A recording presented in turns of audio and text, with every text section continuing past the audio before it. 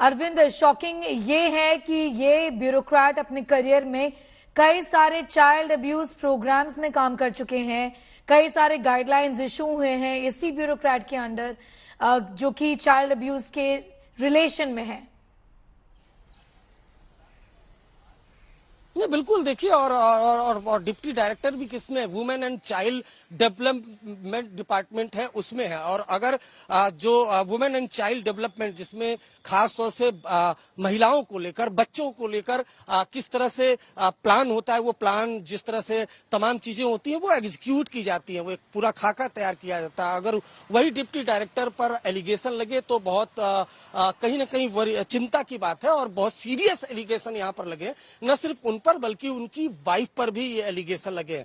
इस वजह से ज्यादा ये गंभीर मामला सामने आ रहा है। और खुद अगर उनका प्रोफाइल देखेंगे अगर आप सोशल मीडिया पर, तो उसमें बाकायदा उन्होंने पिक्चर्स तक ली हुई है women and child development department को लेकर, जिस तरह से वो तमाम ये जो डिपार्टमेंट है वो खासतौर से वुमेन्स और चाइल्ड को लेकर प्लानिंग पूरी तैयार करता है। तो ऐसे में उन्होंने कई योजनाएं भी तैयार की होंगी और अगर उन पर इस तरह का एलिगेशन लगता है, सीरियस एलिगेशन लगता है, तो कम से कम उन्हें भी सामने आकर बताना चाहिए कि सच्चाई क्या है। लेकिन दिल्ली पुलिस का तो यही कहना है कि एफआईआर लॉन्च की गई है, लीगल जो एक्शन है वो प्रोसेस में है और बहुत मुमकिन है कि कुछ देर बाद इस मामले में कोई बड़ा एक्शन भी देखने को मिले, क्योंकि काफी सीरियस एलिगेशन है।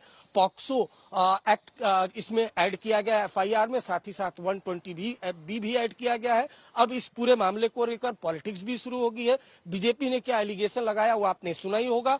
अब इंडिया टुडे ने जैसे ये खबर दिखाई है उसके बाद जो जानकारी मिली है कि जो डीसीडब्ल्यू चीफ है स्वाति मालीवाल, वो इस मामले में 11 AM पर स्टेटमेंट जारी करेंगी। वो क्या स्टेटमेंट देती हैं ये देखना जरूरी होगा, क्योंकि डीसीडब्ल्यू चीफ की अगर बात की जाए तो चाहे दिल्ली हो चाहे दिल्ली के बाहर, अगर महिलाओं और बच्चों से रिलेटेड कोई भी मामला होता है तो वो फ्रंट पे आती हैं, सबसे पहले आती हैं, स्टेटमेंट जारी करती हैं। दिल्ली पुलिस को नोटिस भी वो कई बार जारी कर चुकी हैं, खासतौर से इस मामले में। हालांकि इस मामले में कल से ये रिपोर्ट हुआ है, अभी तक कोई न तो स्वाति मालीवाल ने नोटिस जारी किया है, चाहे डीसीपी को, चाहे एसएचओ को और चाहे दिल्ली पुलिस कमिश्नर को। तो इस वजह से शायद बहुत मुमकिन है कि बीजेपी अटैक कर रही है स्वाति मालीवाल पर। लेकिन अब इंडिया टुडे ने जैसे ये खबर दिखाई है, जो जानकारी हमारे रिपोर्टर्स के जरिए मिली है, 11 AM पर स्वाति मालीवाल इस मामले में स्टेटमेंट जारी करेंगी।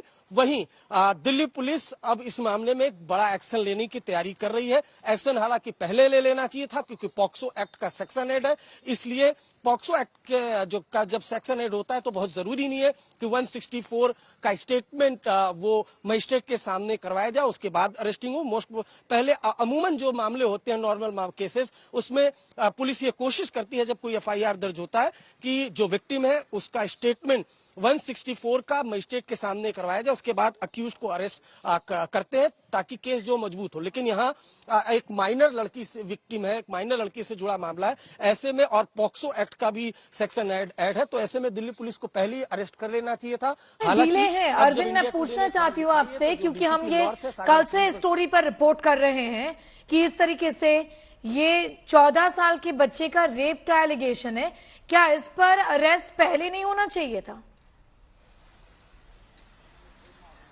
जी बिल्कुल, देखिए जो मैंने वही बताया कि देखिए यहाँ ये लगातार इंडिया टुडे ये कल से रिपोर्ट कर रहा है और जब आज हमने फिर से खबर दिखानी शुरू की है, उसके बाद डीसीपी जो है नॉर्थ इलाके के सागर सिंह कलसी, उनका कहना है कि वो लीगल प्रोसेस में है। जो बच्ची है उसकी काउंसलिंग भी कराई गई थी, जो हॉस्पिटल है वहां पर पुलिस की भी तैनाती है, उसके अलावा जो अक्यूज्ड है उन पर लीगल एक्शन लेने की भी प्रयास कोशिश जारी है और बहुत मुमकिन है हाफ एन आवर में एक बड़ा एक्शन देखने को मिलेगा। लेकिन बड़ा सवाल ये कि जब एफआईआर दर्ज हो गई, विक्टिम ने की फैमिली ने एफआईआर दर्ज करवाई, 164 पुलिस का स्टेटमेंट भी हो चुका है, बच्ची ने वो स्टेटमेंट दिया और जाहिर सी बात है तभी एफआईआर दर्ज हुई। सीरियस एलिगेशन है, पॉक्सो एक्ट का सेक्शन ऐड है, 120 भी यानी क्रिमिनल कॉन्स्पिरेसी का सेक्शन ऐड। एक बच्ची के साथ इस तरह का हॉरिफाइंग इंसिडेंट होता है और उसके बाद न सिर्फ वो ये बताती है कि एक अक्यूज्ड है बल्कि 2 अक्यूज्ड है, यानी एक से ज्यादा अक्यूज्ड है और इसी वजह से 120 का सेक्शन ऐड किया गया। तो अक्यूज्ड की अरेस्टिंग क्यों नहीं हुई? तो सवाल यहाँ सिर्फ दिल्ली पुलिस पर भी नहीं, डीसीडब्ल्यू पर भी नहीं उठ रहा है, बल्कि दिल्ली पुलिस पर भी उठ रहा है। डीसीडब्ल्यू पर इसलिए उठ रहा है क्योंकि दिल्ली, चाहे दिल्ली के बाहर, जैसा मैंने पहले बताया, कोई भी इंसिडेंट होता है वुमेन या चाइल्ड से रिलेटेड, सबसे पहले जो डीसीडब्ल्यू चीफ है स्वाति मालीवाल, वो फ्रंट पर आती हैं, वो ट्विटर पर आती हैं, वो अपना स्टेटमेंट जारी करती हैं, वो दिल्ली पुलिस को नोटिस भेजती हैं, कंसर्न एसएचओ को नोटिस भेजती हैं, कमिश्नर को नोटिस भेजती हैं। दिल्ली के बाहर भी अगर कोई इंसिडेंट होता है तो वो खुलकर बोलती हैं। लेकिन इस इंसिडेंट को 24 घंटे से ज्यादा हो चुका है रिपोर्ट करते हुए, डीसीडब्ल्यू का बयान अब तक क्यों नहीं आया, और यही बीजेपी ने इस मामले में अटैक किया। वही सवाल दिल्ली पुलिस पर उठ रहा है कि पॉक्सो एक्ट का सेक्शन 8 है तो क्यों नहीं अक्यूज को अरेस्ट किया गया? क्या अक्यूज का प्रोफाइल बड़ा है, वो सरकारी बाबू है, इस वजह से दिल्ली पुलिस ने अरेस्ट नहीं किया? इस वजह से दिल्ली पुलिस पर भी सवाल उठ रहे हैं। हालांकि डीसीपी का कहना है कि वो पहले से ही लीगल प्रोसेस में है, उन्होंने एफआईआर दर्ज की जैसे स्टेटमेंट आया, और जल्द ही इस मामले में बड़ा एक्शन लिया जाएगा। जी बिल्कुल, शुक्रिया हमारे साथ जुड़ने के लिए अरविंद।